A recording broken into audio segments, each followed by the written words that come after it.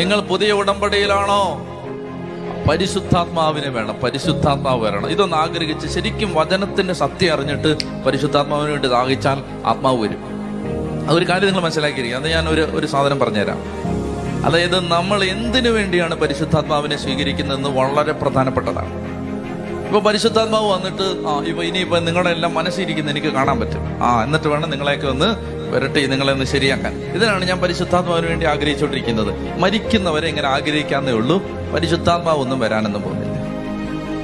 എന്നാൽ ഒരു വ്യക്തി ആഗ്രഹിക്കുകയാണ്, കർത്താവേ എനിക്ക് പാപം ചെയ്യാതെ ജീവിക്കണം, കർത്താവേ എനിക്ക് വിശുദ്ധ ജീവിതം നയിക്കണം, കർത്താവേ എനിക്ക് നിന്നെ സ്നേഹിക്കണം, കർത്താവേ എനിക്ക് നിന്റെ വചനം അനുസരിക്കണം, എനിക്ക് പറ്റുന്നില്ല എൻ്റെ കർത്താവേ, എനിക്ക് പരിശുദ്ധാത്മാവിനെ തരാവോ തരാവോ.